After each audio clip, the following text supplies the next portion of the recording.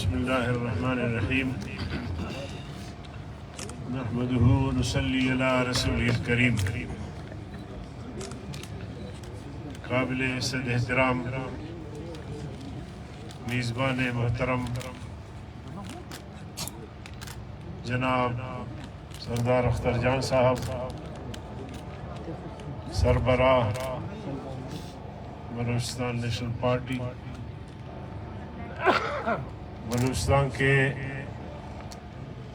دیگر پارٹیوں کے سربراہان، نمائندے،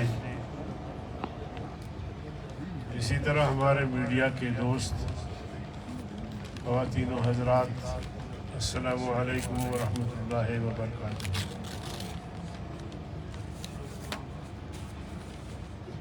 مولانا عبدالواسع صاحب نے جمعیت علماء اسلام کا موقف اور آخر میں جو دو قراردادیں آپ طرح سے پاس کروائی، اسی طرح اس سال پارٹیز میں جن حضرات نے بلوچستان کے حقوق کے حوالے سے سردار اختر جان سے اظہار یکجہتی کیا، ان تمام باتوں سے اتفاق کرتے ہوئے میں یہ کہنا چاہتا ہوں کہ جب سے پاکستان بنا، بدقسمتی سے پاکستان پر ایسے لوگ مسلط ہوئے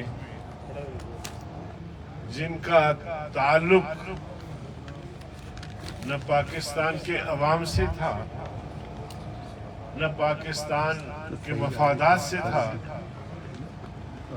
بس وہ مسلط ہوئے تو پھر مسلسل مسلط رہے۔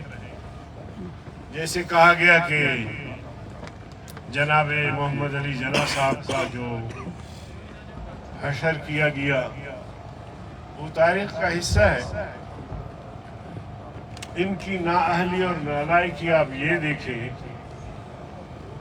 کہ 26 سال پاکستان کو ہوئے آزاد، 26 سال تک یہ پاکستان کو آئین نہیں دے سکے، عبوری آئین چلتے رہے۔ کہ آمد عمارت نو ساخت، ایوب خان آیا تو اس کا عبوری آئین، یحییٰ خان آیا تو عبوری آئین۔ 70 کے انتخابات ہوئے، اس کے نتیجے میں سیاسی لوگ آئے، ہمارے قائدین،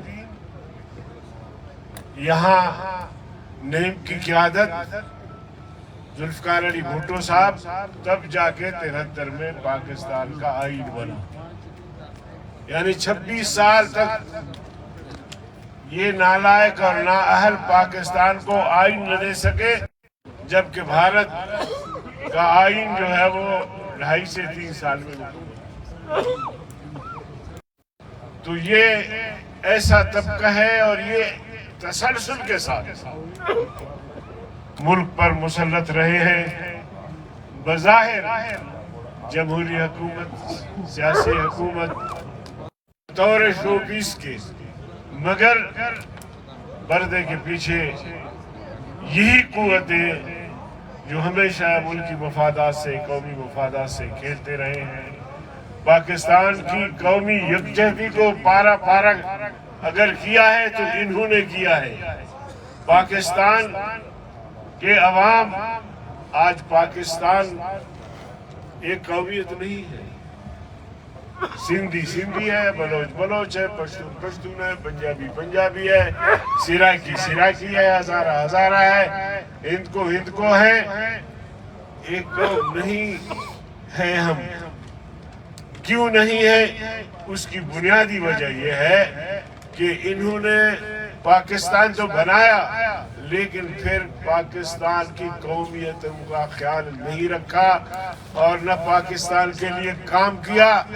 آج نتیجہ یہاں تک پہنچا ہے کہ بلوچستان کی جو کیفیت ہے میں سمجھتا ہوں بنگلہ دیش سے کم نہیں، خیبر پختونخوا کی کیفیت ہے وہ بنگلہ دیش سے کم نہیں ہے۔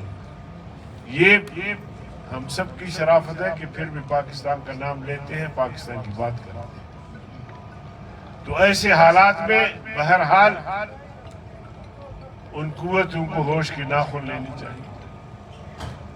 میں کئی بار یہ کہہ چکا ہوں، جب میں اپنے ساتھیوں کے ساتھ تشریف لائی تھی اسلام آباد، میں وہاں بھی گیا ان کے کیمپ میں، پھر پارلیمنٹ میں نے یہ بات کی